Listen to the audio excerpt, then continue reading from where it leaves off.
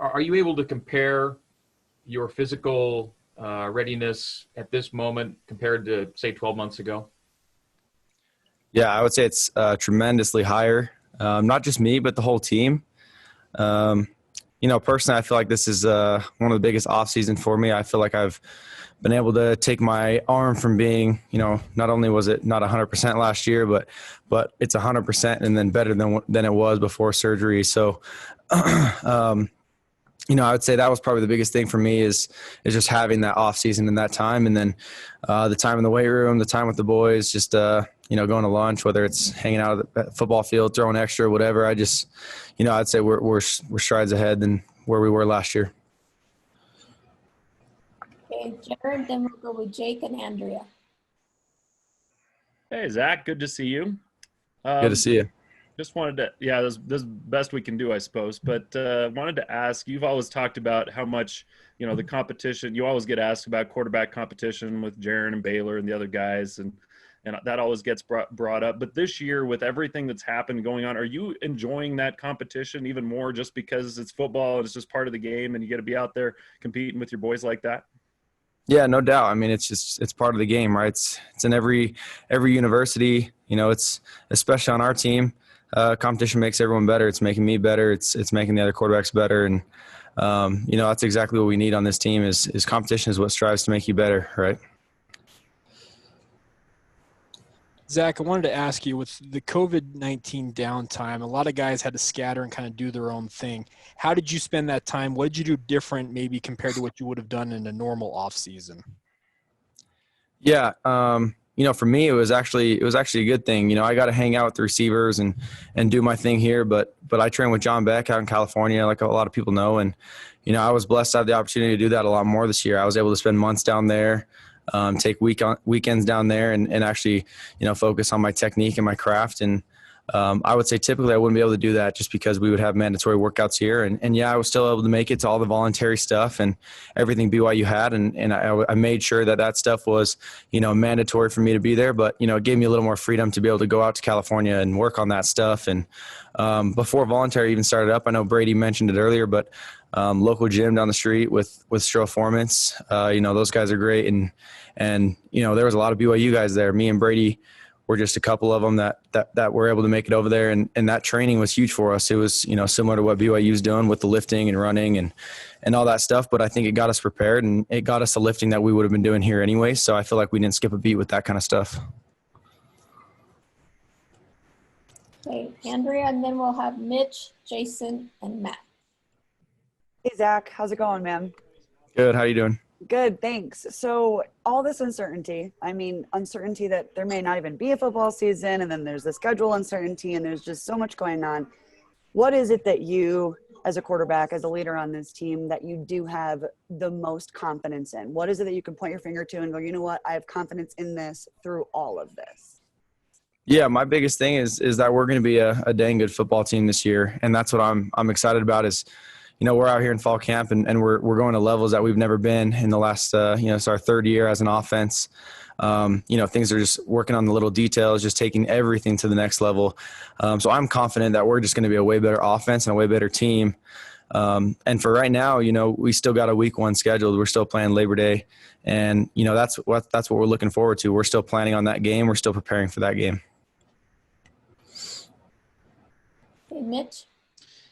Zach, what do you feel is the biggest strength of this offense from what you've seen in week 1 with all these newcomers added to the mix and the returning guys? What do you feel is the biggest strength from this group compared to maybe years past? Yeah, I'd say the competition and the opportunity. There's a lot of opportunity for these young guys to come in and step up and play. BYU is known for a school that probably doesn't have the most depth at every position. And so a lot of those young guys are coming in with the sense of urgency that, hey, I got a chance to step on the field this year. And we also have some veterans at every position. We got guys that have played the last 3 years. And I would say, everyone's just coming together and making sure we learn the plays. They know that the coaches are not going to start from day one like we typically do on fall camp.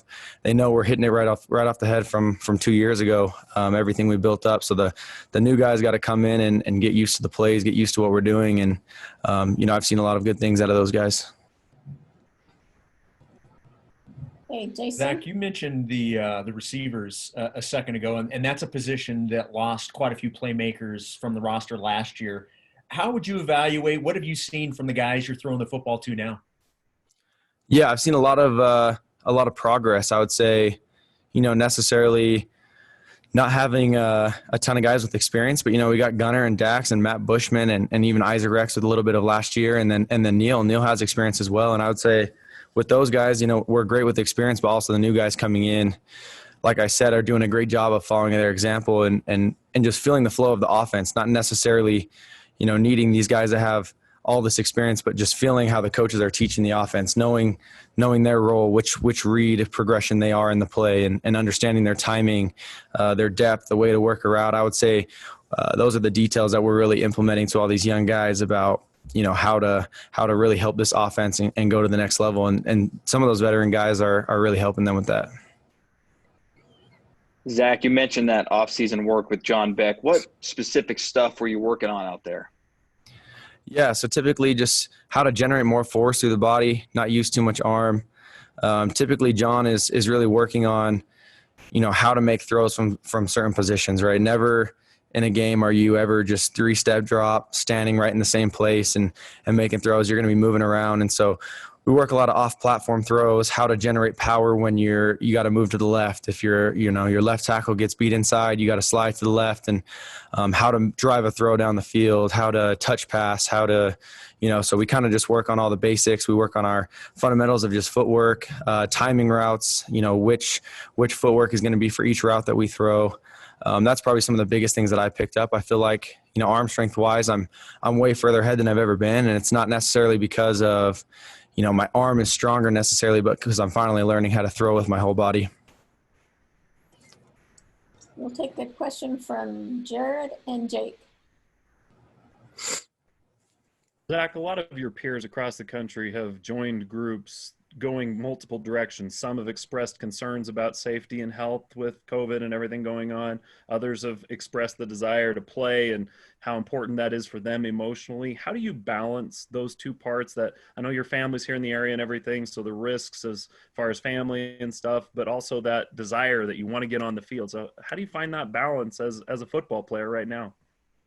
Yeah, it's hard. You got to understand that, this COVID-19 thing is a real thing. And I think just understanding that you got to keep your distance from other people. I mean, the hard thing is we all want to play. Every single player here at BYU wants to play this year, no doubt about it. And so it's really just taking those precautions that, hey, if we're going to play, you got to avoid some of those people outside of football. You got to, be able to stay with your roommates that are also on the team and not go out and, go to a party and get sick and bring it to the team or get sick and take it home or, whatever. But, we want to play. And I think those are some of the sacrifices that we need is to say, hey, if we want to play football, we just got to, not go out of the house for a while.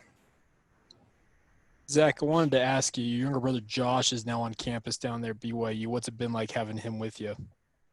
Yeah, it's cool. It's kind of weird, seeing him every once in a while. And, or if I'm dropping back, we make eye contact or, weird things like that. But, he's getting in the role. He understands that it's just the next step in his life of needing to achieve one more thing. And, you go from feeling like you're the man in high school to, being that star linebacker or whatever. And then you get over here and it's like, okay, I got to re-earn my spot and I got to show people, what I'm capable of. And so he's understanding that. I'm trying to help him, kind of figure out his path and the things that I made mistakes on probably when I first got here, and trying to show him the best way to get there.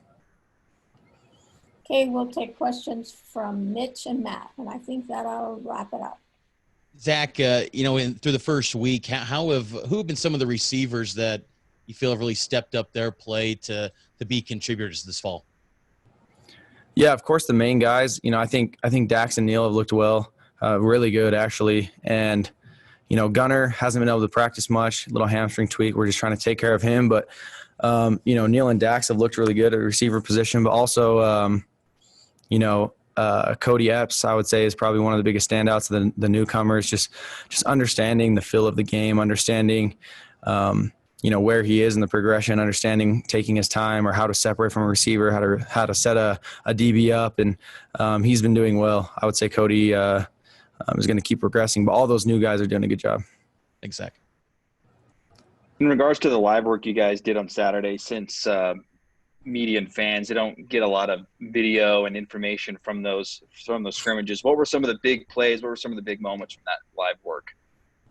Yeah, one of the biggest things for the offense was scoring on our first two plays of team. We had a couple. I think the very first one, I hit Matt on a seam route and man coverage. He went up and made a great play from about 25 out. The very next one, we ran a little slip play to the sideline, and Baylor found Carter Wheat for a touchdown. So I think, those are the plays that we need as an offense, is being able to show that we can score in the red zone, right? Because we definitely show that we can get into the red zone, but we got to score. Jake? Did you have another question, or are you good? Looks like Mitch. I'm good. Okay, Mitch, you're good? Okay. Well, then we shall wrap it up for this afternoon. Thank you for joining us. Thank you. Appreciate your hard work. Thanks, Zach. Appreciate it.